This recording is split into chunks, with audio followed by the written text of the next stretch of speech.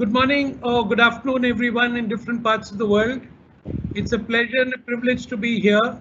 I'm going to talk to you something which is very close to my heart, which is what are the learnings that I've had over the years about leadership.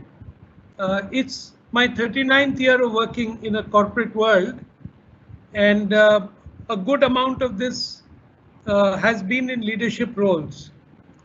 Uh, So this really is based on personal experiences, their learnings, and that is why they call leadership musings, because they're really based on my personal experiences over the last 39 years, out of which at least easily about 28 to 30 years is in significant leadership roles. What made me write these leadership musings? Well, I must share with you that a lot of people over the years used to tell me that they'd like to be mentored. They looked up to me. They said we can learn a lot from you. And on one such occasion, I was motivated to start writing about some of these experiences and then connect them up to what I thought began to make some sense about what are the significant leadership qualities that any leader can have to be successful. Why do you see an eagle there? Well, the eagle is actually, as you know, the bird which signifies transformation.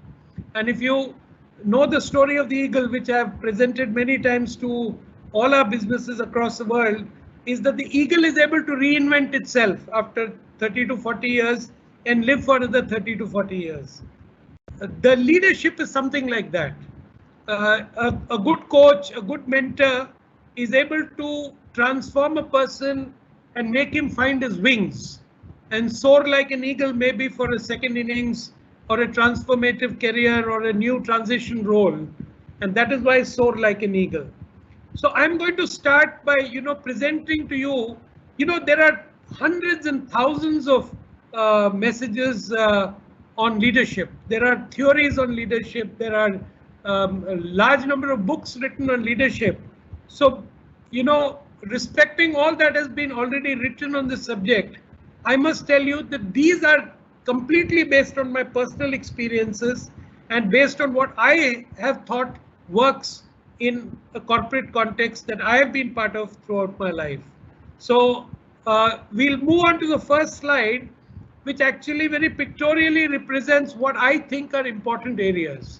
So just to look at this: authenticity, fairness, discretion, listening skills, care and concern, firmness, being accessible and open, humility, teamwork, visionary leadership, empowerment, engagement, customers, and a lot of the other things that we think about, dreams and aspirations, innovation and creativity, inclusive leadership, and following your dreams and passions. These are some of the things that we see going forward as being very significant.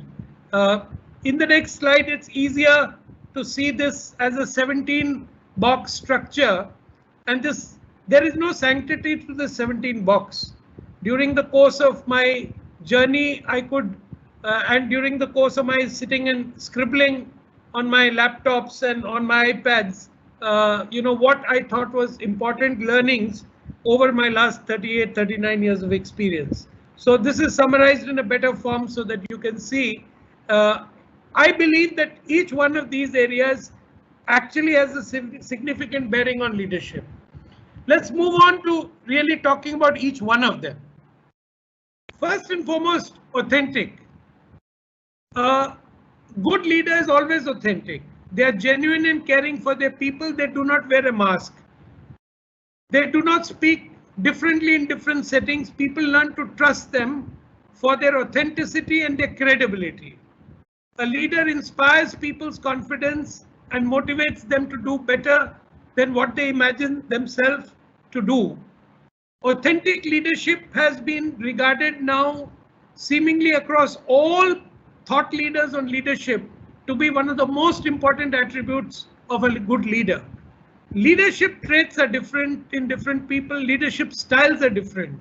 But the authenticity of a leader is absolutely crucial for people to trust them and follow them to the end of the world.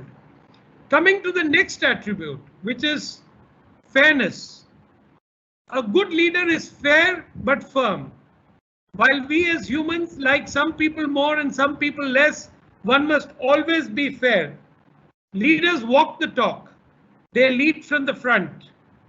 Authentic, fair, caring and empathy are crucial traits for leaders. You of course also need to be a good listener, but we will come more to that as we come to that particular point.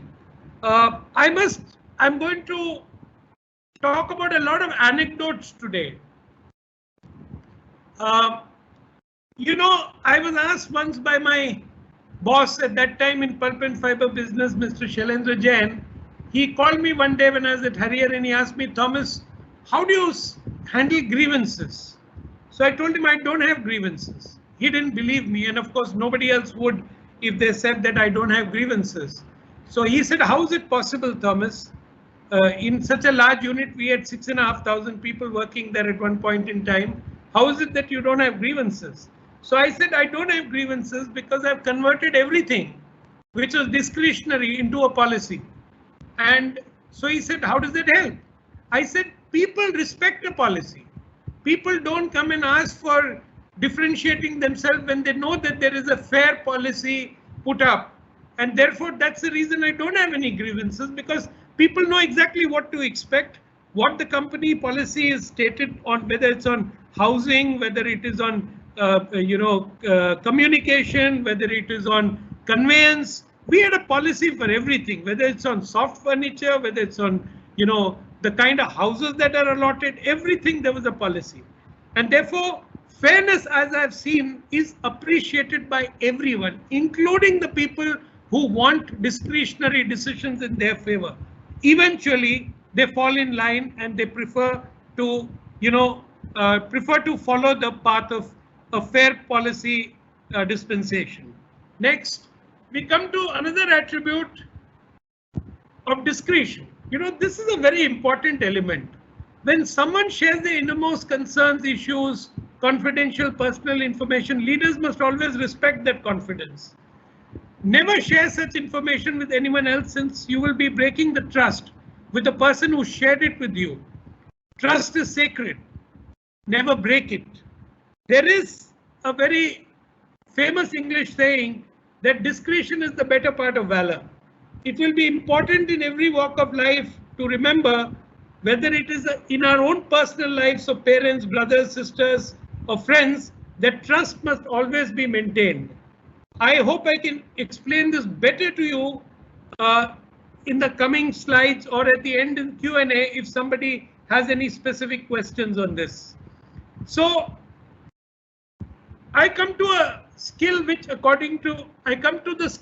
think is one of the most crucial skills for a leader. That is the ability to listen. And I call it listening intently. There is a clear difference between hearing and listening. Respecting people is to listen to what they have to say. No matter who the person is, big or small, rich or poor, good behaved or rude behaved, big boss or small subordinate. When you listen, you hear with your ears, but when you understand, it is with your mind and your heart. Hence, listening intently with your mind and looking at not just what the person is saying, but also looking at what he's not saying, by being empathetic, by watching his body language, looking at his emotion as he speaks, looking at the tone and tenor of his voice, looking at his body movements or hand movements. You come to know exactly where the person is coming from if you learn to listen intently. So listening intently is not only with listening with your ears, it is watching with your eyes and understanding with your mind about what the person is saying. In my experience, I think listening is one of the crucial qualities for good leadership. As we move on to the next trait, and it becomes very important. Due to busy schedules, we often miss out on life events of our employees, but developing a practice of writing to them to wish them can help in building a bond. People appreciate genuine concern and care. Everyone wants to be cared for, whether small or big, rich or poor. In fact, I made it a practice when I was managing a complex of the 7,000 people in Harriet that I would never go for a happy occasion like a marriage or a birthday. But even though I had many invitations every week, I would instead write to them and wish them. But if there was any serious tragedy like illness, death, hospitalization in the family of any employee, I would visit employer's home or hospital or attend the last rites. And I did this almost consistently on a 100% basis. People appreciate a leader's concern, particularly in their time of need and sadness. This practice I have maintained over my life in the corporate career, and all of you know in HR that you have a standing instruction to inform me whenever somebody is sick or ill, even if it's not the employee, if it's his employee family member, mothers and fathers. And I have made it a practice to speak to every one of them. In case of any bereavement or death, I've spoken to the next of kin, and this practice has continued and stayed with me. And I believe that this makes a very big difference to the employee when a leader speaks to him and assures him of full support in his time of need. So care and concern becomes very integral part of this whole journey. As we move to the next, which is, very difficult. This is a very understated need of firmness. Never be afraid to stand up for what you believe in, even if you are in a minority. In life, people often choose sides based on material and political considerations. However, a true leader always stands up for what he or she truly believes in. Our principles are the bedrock of our values. We can never jettison or abandon them. We must always be true to our conscience, even if we have to walk this path alone at times. I wanted to give you an example here. Again, an anecdote. A lot of my anecdotes will be from my experience in Harriet because it was a life-changing experience for me. As I started in the factory in 2003, I found that a lot of the workmen never wore the uniforms. Their shirt would be wrong or their trousers would be wrong. They never wore consistently their safety shoes. And I observed it because I used to go for plant rounds every day, sometimes in the night. And I noticed this and I asked my senior managers in the factory, why is it that people do not wear the uniform? Is it that we have not given them the uniform? Is there a shortage of uniform? But they said, no, sir, it has been like this for the last 35 years and all our efforts have failed to deal with this. So then I did one thing. I had introduced for the first time a uniform for officers. So the first thing I did is made it mandatory for all management staff to come to office in uniforms without exception, including me. And that became the cornerstone on which we started this campaign. Within a week's time, I called my union leaders and I had a talk with them and I asked them what is the problem? Why is it that workmen do not wear the uniform? So they told me, they gave me excuses. They said, sir, we don't get enough uniform. We don't get it on time. We don't get the 3 sets. Sometimes they come over a period. So I asked my HR team and I assured the union people that we would issue an additional set to every employee of the company and make sure that they are in a position to come in uniform. I then gave them 1 month's time to get their act in order. And I asked the unions to convene meeting of all the workmen in the factory. We had 4 main unions and all the 4 unions were asked to convene the meeting. They convened the meeting, but my officers were absolutely sure that we will not be able to enforce this because they said that it had been tried in the previous 35 years and it had not worked. So I then gave instructions to the HR and time office that on this designated date from the morning shift starting at 6 o'clock or 8 o'clock, I don't remember now, that workmen who are not properly dressed as per the company uniforms will not be allowed to enter the factory. The chosen date came. I started getting panic calls early morning saying, sir, there are hundreds of people outside the factory, 500, 600 people. We are not allowing them because you instructed us. and the factory is going to close, and it's a continuous chemical factory, and you cannot afford it to close. So I had already instructed my people that we would not relieve the existing shift till such time as we have enough people to run the next shift. So I knew that the factory will be closed, but it will be closed in a phased manner without affecting production or without affecting our plant and equipments, which otherwise have a big risk of getting completely frozen. All the process chemicals and the liquids inside the tubes. We have 1,000 kilometers of tubes running in that factory, in the 2 different factories. We were then, our HR head went out, spoke to the milling workmen and told them that they had been given 1 month's time to get their act in order, and as an exception we would accept people coming into the factory provided they went back home. Most of them came from nearby areas and returned within 45 minutes to the factory. We would not deduct their wages for the shift. It was unbelievable what happened next, and believe me, all my officers said the factory will close. Within 30 to 45 minutes, we had all the same workmen coming back in uniform, and we allowed them in. This was the beginning of a change in the way workmen behaved at Harrier. This was the first such initiative where workmen realized that they have to follow some discipline. I gave you this example because it is very important sometimes to fly in the face of what everyone is telling you, as long as you believe that it's the right thing to do. As we move to the next one of being accessible, many people call it having an open and transparent culture. In corporate life, people often come to you to ask for help in a personal capacity. Giving free access to people irrespective of their position and standing is a great blessing to people who work for you. Access and transparent communication is deeply appreciated by employees.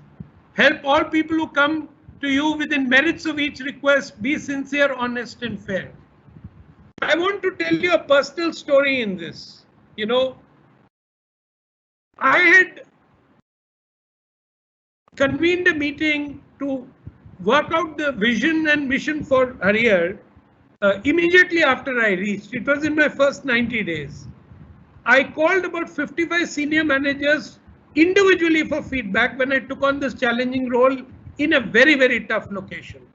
Incidentally, Harrier was the most militant trade union in the entire Aditya Birla Group in 2002-2003.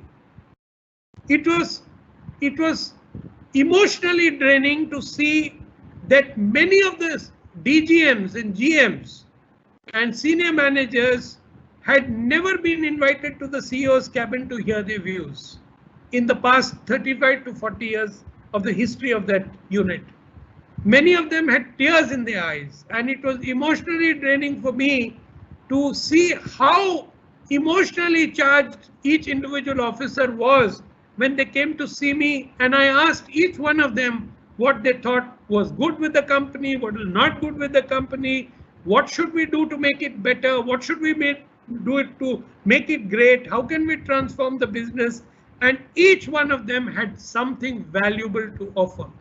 So I feel it was a great learning for me itself, because I was doing a plant role for the first time. In fact, it was a very life-changing moment for me in my Harrier stint, because I had never worked with even more than 100 people, and to work with almost 7,000 people in a factory which was known for its militancy, known for its very tough labor unions, and known for a very demoralized management staff because of the fact that workmen used to rule the roost, union presidents used to rule the roost, not the management team. So I think it was emotionally draining in many ways, and I think it showed to me the importance of being accessible, of having an open and transparent culture to guide the people in empowering them, in motivating them, in getting them charged up. As we move to the next part, it is very clear that one of the greatest qualities of a good leader is their humility. Accepting responsibility for failures and giving credit to the team in case of success are characteristic of a great leader. One who is humble and self-effacing. If you see, one of our greatest stories is of our ex-president Abdul Kalam, whom all of you know, who was a great nuclear scientist. He narrated the story of how a major space launch with billions of dollars invested failed, and when space satellite exploded after the takeoff, his boss at that time, the head of the Indian Space Research Organization, ISRO, took full responsibility for the failures. After a year, when they sent a new improved missile successfully, the head gave full credit for success to Abdul Kalam and his team. Most humble and self-effacing leaders attribute success to luck, good markets, or their good teams. They never show off even when they achieve great success. Work hard and stay humble is a very good leadership mantra. As we move to another great trait of good leaders is that they promote teamwork. The best companies are where all members in a team are aligned to the larger purpose of the company. Never forget that the whole has an independent existence and is always greater than the sum of the parts. Many of you who have done psychology know the theory of Gestalt, which is that the sum is always greater, that the whole is always greater than the sum of the parts. And that is exactly what happens in a team. Encourage everyone to work as a strong team to achieve larger goals. Help each other, even if it is not part of your direct responsibility. In fact, this is a lesson that we really need to learn in the ABG Textiles. We need to promote more teamwork. We need to promote more trust, understanding, empathy, and coordination and collaboration between each other. I hope that this message will have a salutary effect on all those who do not at the moment work well with teams. And I would urge everyone to ensure that you always look at your larger purpose in the organization and ensure that you have the team fully aligned. As we move to the next big quality of a leader, which is of visionary leadership. Why is visionary leadership important? People's alignment on a larger goal or purpose comes only from visionary leadership by the top leaders. Leaders should draw up a compelling and exciting vision of the future for the business. This helps most employees get away from the monotonous existence of working towards regular annual targets, towards motivating them to work towards a very inspirational and stretched future. Such leaders are generally very empowering in approach and coach and support teams to achieve the future. Everyone wants growth and success. Hence, most positive employees quickly rally behind such clarion call of leaders. I have been blessed to work with a few such inspirational leaders, and this has been a great lesson for me. One of these great leaders that I've worked for is Mr. Shailendra Jain, and I have the most wonderful respect and regard for him even to this date. I worked with him for almost close to 10 years, 10 to 11 years, and he was one of these great visionary leaders that the ABG has had. As we move to the next part, which is equally important, is empowerment. Empowered employees generate much better results than those who are similarly disempowered. Most people are willing to be held accountable, and hence we must encourage our subordinates to take those decisions. As a leader, you must learn to trust and empower your subordinates. But always remember that trust does not come by itself. It has to be earned. Everyone in an organization wants decision-making powers to perform their roles effectively. Whether it is a salesman who wants to make a price decision to a difficult customer, a purchase officer who has to make difficult choices between two good suppliers, good companies normally have some formal delegation of authority. But I have found in all my experiences that most people crave for more decision-making powers. I strongly believe that more responsibility comes with greater accountability, and all people entrusted with higher level of decision-making authority must also be ready to be held accountable for their decisions. Empowerment therefore becomes a very, very significant leadership trait, and you must always work to empower and hold your teams accountable and responsible. As we move to the next aspect of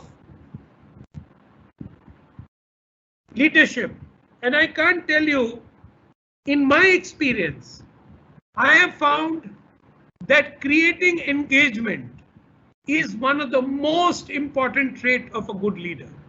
A transparent, motivating, encouraging, and engaging leadership culture leads to engagement. This is an essential prerequisite. An essential prerequisite is a good, fair performance management system, which is aided by a very fair and just and equitable leadership style. This sounds simple to say, but difficult to achieve.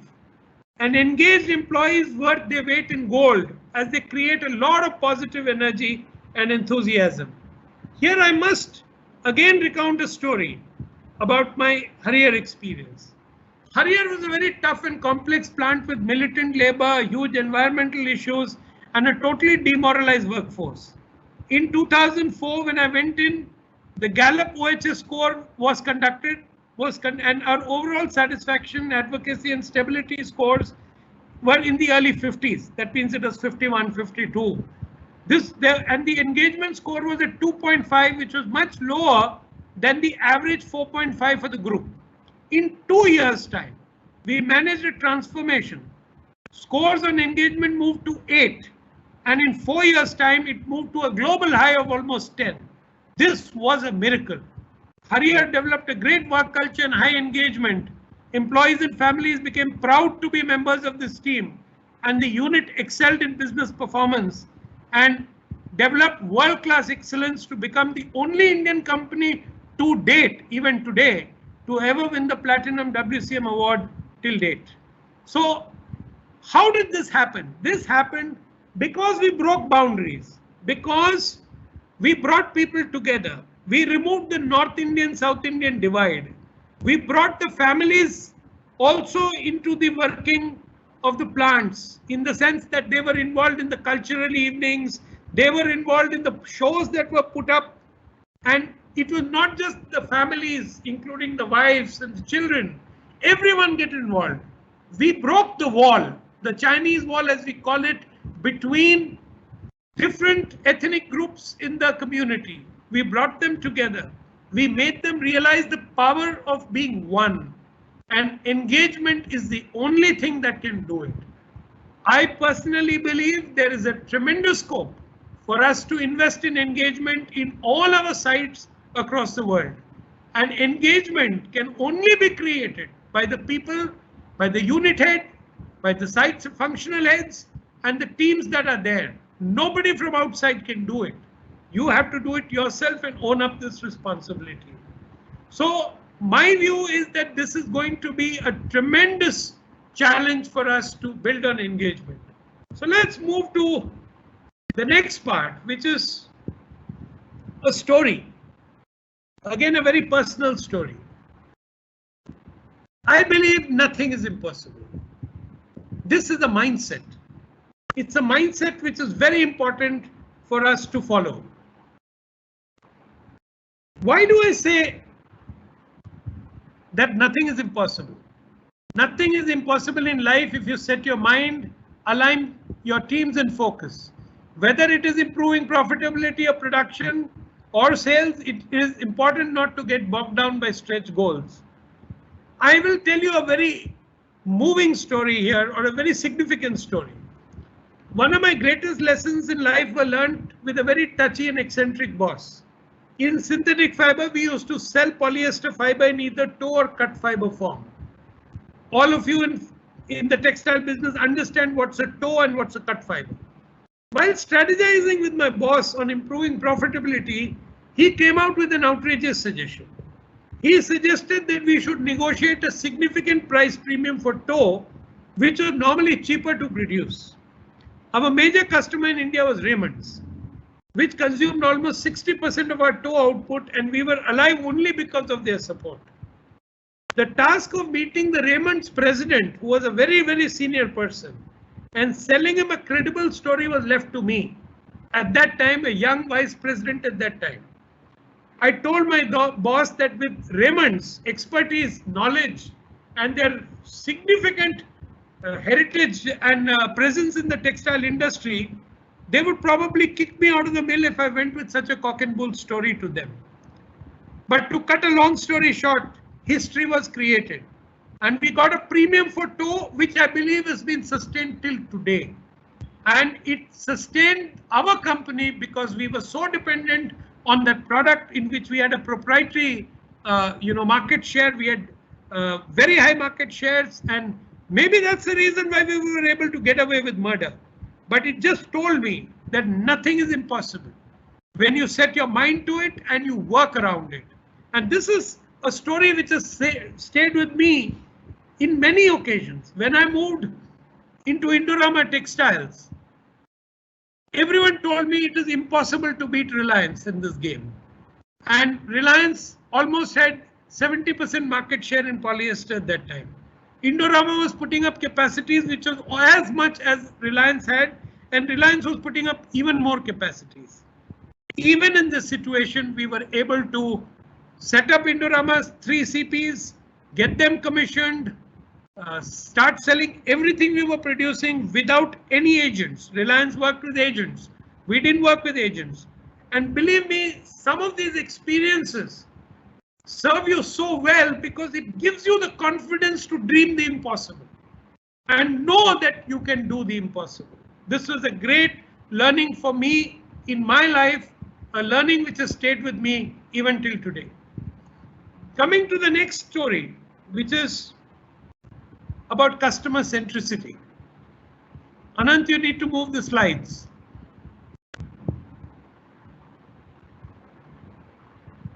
This, as you know, is a initiative that ABG has taken in a big way, led by Prakash and his team, and Chairman's full commitment to ensuring that we make ABG a very customer-centric organization. We must always remember that we exist to serve our customers, and in turn, they ensure our growth and sustenance. Going beyond the call of duty, whether it is being available for the customers or supporting them in their times of need, is a given without which we cannot build that customer connect. Here also, I must tell you the story. This was the same company I had just narrated that earlier incident of that nothing is impossible. I worked for a company called Indian Organic Chemicals, which was one of the first producers of polyester in India. They used to make polyester fiber, they used to make polyester filament, they used to make dyed fiber, they used to make bottle grade PET chips, they used to make preforms for the bottling industry. So they were a leader and they were one of the pioneers of polyester in India. I had joined them in early 90s. For 5 years without a break, my boss and I, along with critical team members, would spend all our Saturdays at Raymond plant. We not only met purchase teams, but spent time with production, quality, marketing, and new product development teams. We assiduously cultivated very strong bonds of friendship with all the top management of Raymond's, right up to its then chairman, Mr. Vijaypad Singhania, President BK Kedia, and Raymond's textile boss, the legendary Mr. Iyer. These people were very powerful and very strong. Imagine investing 52 days of Saturday holiday, which was a holiday in my company, but not a holiday for me ever, every year for 5 years to invest into the special relationship. Like every supplier, we faced many challenges of quality claims, disruption in our supply chain, but we were able to overcome all this because of the intense and great relationship on the ground that we have formed with everybody in Raymond's. For me, this was the real living of customer centricity brought alive, and it was not a buzzword, but a reality. So when people tell me today, be more customer centric, or they give me some tiny tidbits, I always think of this experience of mine about how a small company created one of the most enduring and successful customer relationship with its largest client by investing disproportionately in them. This has stayed with me, and I believe that each of our marketing team can learn from this experience of ours to say This is the way to build customer centricity. Coming to the next trait, which is inclusive leadership. Inclusion and engagement have high potential in motivating employees. Having one-to-one meeting and ensuring that individual voices are being heard can help build a culture of inclusion. So I think I gave you this story, so now I'm not going to repeat it, because spending 30 minutes to an hour with 55 DGMs and above took a lot of my personal time. It took me almost 4 weeks to complete this exercise. Then I brought in a low-key consultant to work on a strategy. I spent a week with few members of my team and developed a strategy workshop where I involved all the senior people of the company to develop a 5-year strategic plan. This plan was articulated and communicated across the rank and file of the company, including the workmen. This plan was prepared bottom up by all these officers. The plan was owned by all and became the bedrock and aspiration for the team. Many successes followed. The going was tough in many areas, but the team never lost hope and persevered. The results finally of this was spectacular. The learning for me from this was that the power of inclusive leadership, the power of involving people in decisions which concern them, can never be understated in any given situation. The importance of involving, getting a skin in the game, getting people to commit and own their strategies has the best chance of success for the company to actually create strategies with great success stories. So nothing can replace inclusive leadership. As we come to the next trait, it is on innovation and creativity. The power of innovation can transform the fortunes of companies. As the customers become more aware and interested in their purchases, it is imperative for leaders to foster a culture of innovation. Thinking out of the box has become a necessity for leaders to ensure that they stay ahead of the competition. Here I must tell you a story which is regarded in the textile industry of India as a folklore, as a legendary story. In mid-90s, the group faced its first major crisis. I'm talking about Aditya Birla Group. Demand for VSF tanked, that is viscose staple, with fast substitution by polyester, which was half the price of viscose and had much better strength and performance. The profits fell, sales had slowed down, and polyester had come center stage. All conventional efforts to revive the business failed. This is the time that Mr. Birla had hunted me out. You must remember, I was on the other side of the business in polyester, bringing polyester demand, doubling the polyester demand over 2 years, which had not happened in 50 years. So I had that experience, and I tell you that all these experiences stood me in good stead in my life ahead.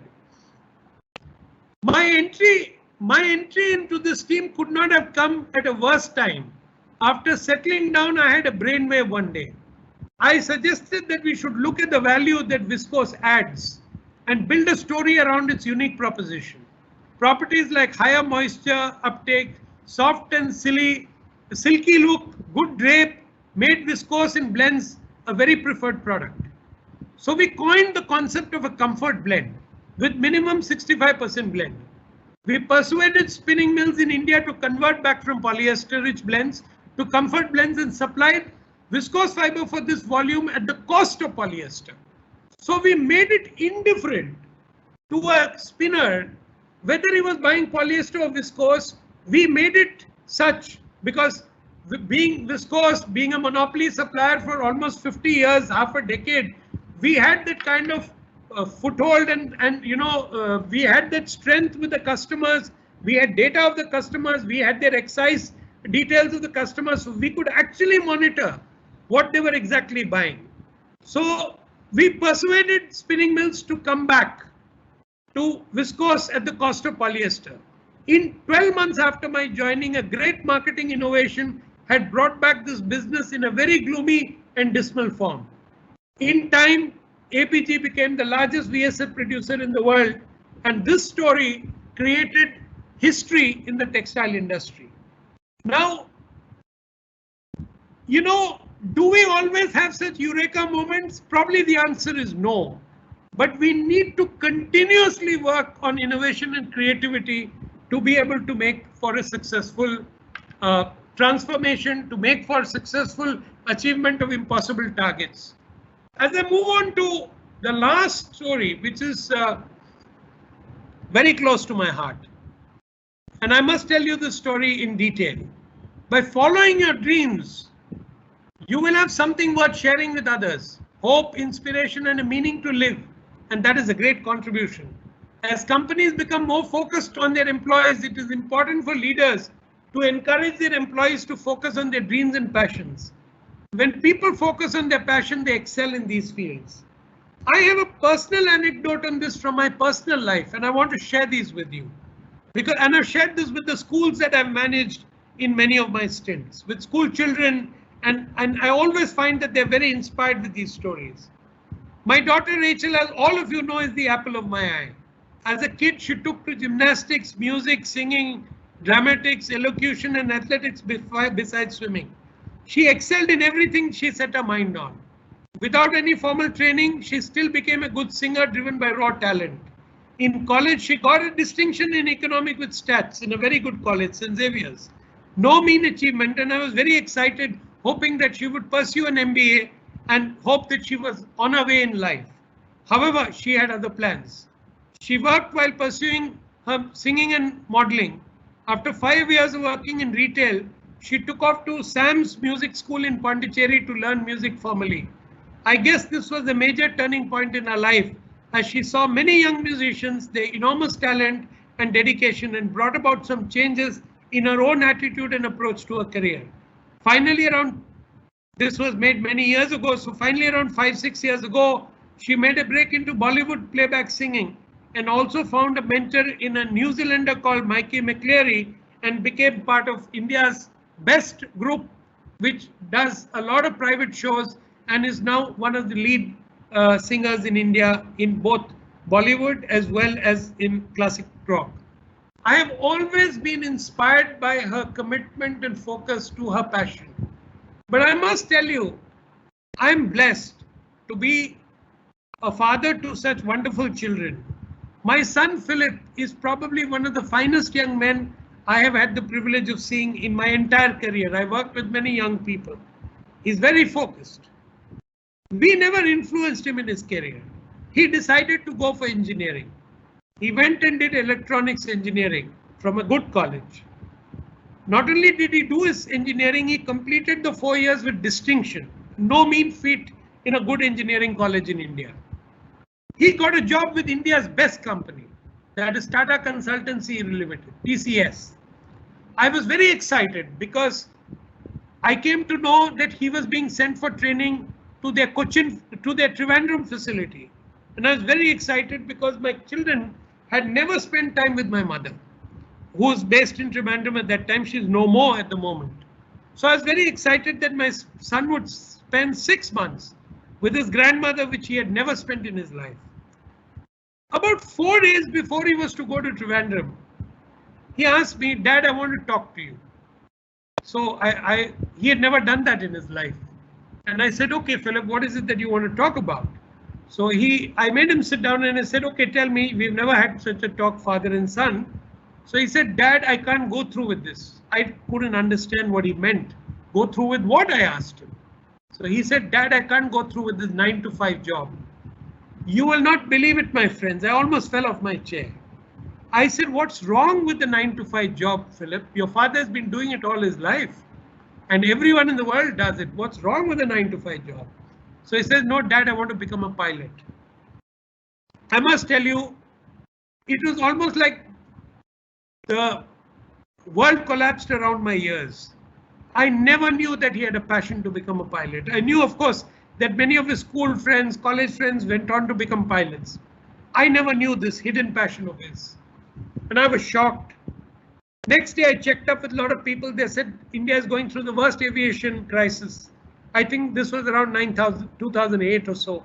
They said 6,000 pilots are sitting on the bench with a valid CPL license. Your son will be after the 6,000. So I was very despondent. I came back home. I made him sit down with me and I said, Philip, I think this is not a good idea.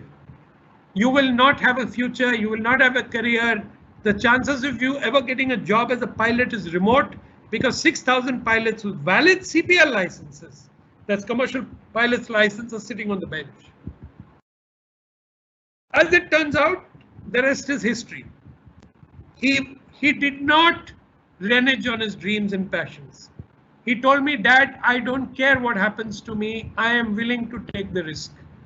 We supported him in his dreams. We sent him to the US, though we didn't have that kind of money. We did everything to see that he gets a shot at it. He is one of the luckiest boys, but also probably the most focused pilots. He not only completed his flying in probably the record time for any flyer who's gone from India.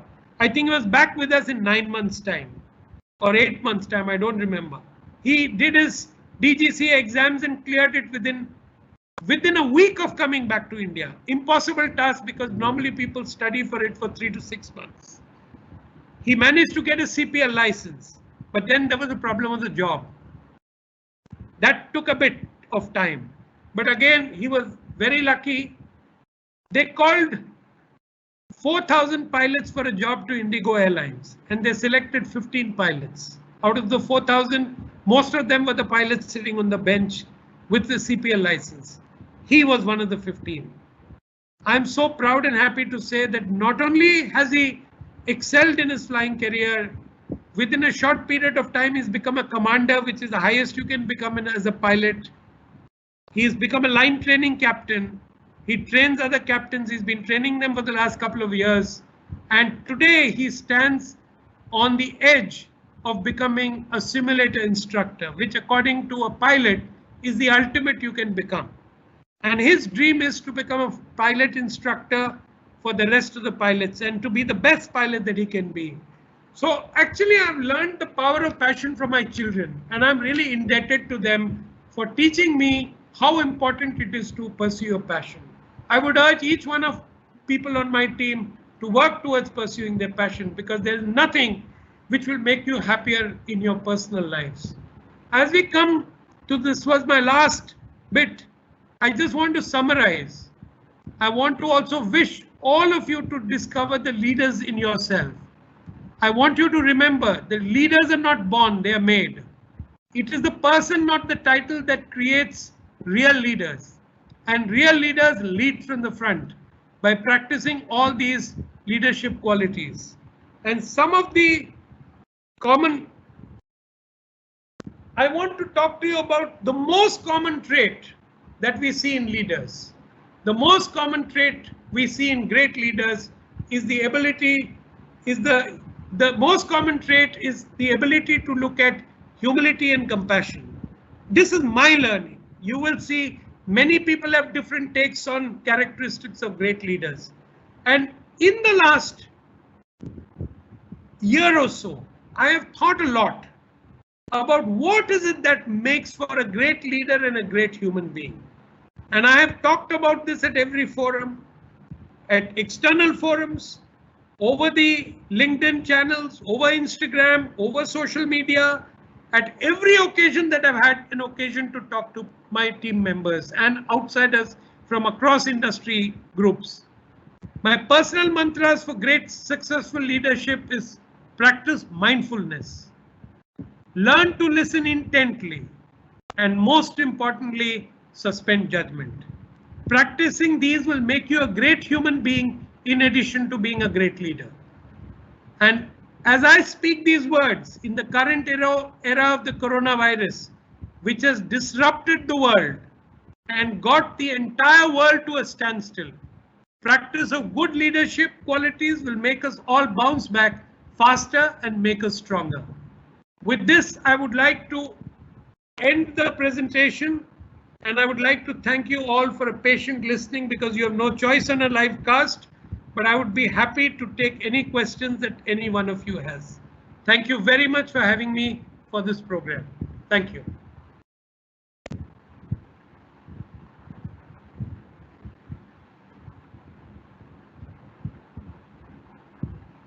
So Anant, it is over to you now. If you get any questions, we can address them. Have you made any system of getting the questions like we did in the other live casts? Yes, sir. I have got questions. So now I will start asking the questions. Okay.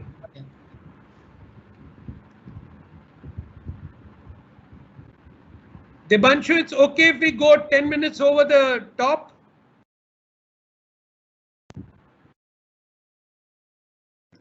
Okay, so here is one interesting question. So just a minute, I wanted to hear from Debanshu. Debanshu, please unmute yourself.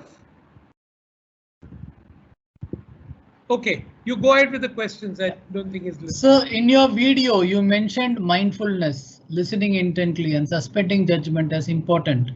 However, there are leaders who still believe in fear as a motivating force or the leadership style that undermines the above points. Research suggested there is strategy for yesteryears but not for the future. Should high performance compensate for the lack of empathy? How can ABG develop the leader for the future that have the leadership qualities you have mentioned as they are imperative to attract and retain younger talent? I think it's a very good question, and the answer is very simple. At least for me, the answer is very simple because it comes from my heart. First and foremost, fear can never be used as an instrument of leadership. So you will go the Hitler way or the Mussolini way or the way of many of the Hitlers that have been part of this world, like the Idi Amins of the world and so on and so forth. We also have currently many heads of state which actually behave in similar way by creating fear. I don't think there can be any substitute for leadership other than following compassionate, humble, and inclusive leadership. And those are the only leadership which pass the test of time. Leadership has to be based on merit. It has to be an ability to create a meritocracy in your organization. People's evaluation has to be based on performance. It cannot be based on the look on his face or which geography he comes from or which ethnic category or which religion he comes from. It has to be purely based on performance. That is why I said it is very imperative for leaders to create high performance organization by having a very, very fair and transparent PMS, that's performance management system. So in my view, practice of all of these will lead to developing great leaders in ABG in the coming years. I'm very proud to say that over the last 21 years, I've continuously seen the level of leadership in ABG evolving. More and more we are coming to the level 5 kind of leaders that we would desire to have in the group.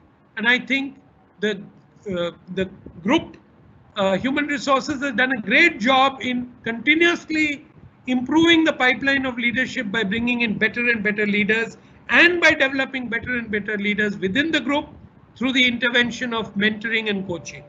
So I think it's very possible to do that, and we are on our way. Have we reached the destination? The answer is no. Okay, next question, Anand. Example of uniform for officers and staff grade. Sir, can the same be applied at JST?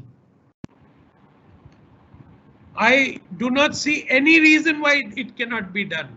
In fact, it may be a good idea for Ranjan and the team to look at a uniform for both officers and staff as a main foundation to continue to build the discipline which we are now working towards. So the answer is definitely it can. But these are decisions that the CEO and the unit leadership will need to take. But I believe it has a very strong purpose and it brings people together. It makes them behave like one. It actually is a great leveler in my experience.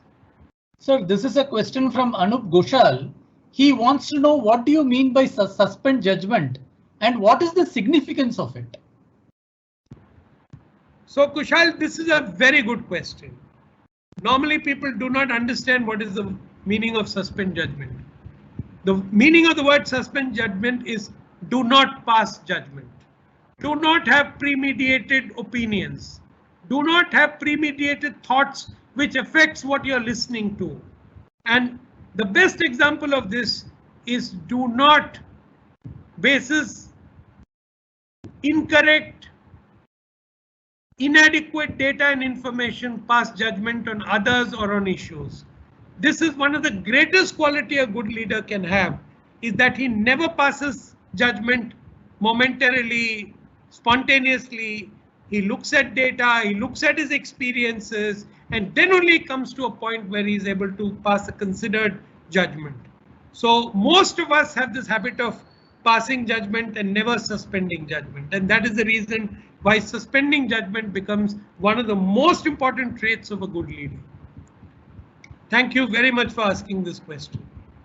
So here there is, we'll take another question, boss. It's already 1-5. Another. Yeah. We'll take the last question. Last question. OK. So here's the last question. So here he is asking two questions.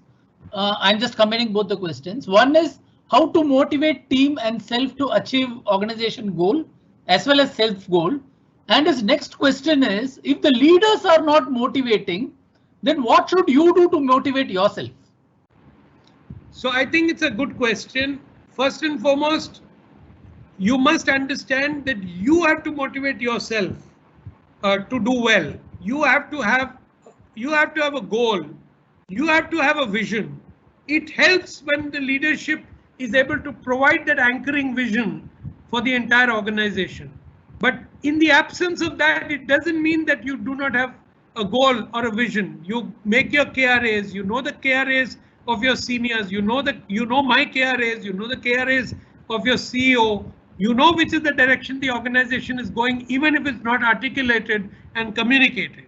So there is always an inspiration to work towards, and it is for each one of us to find that inspiration.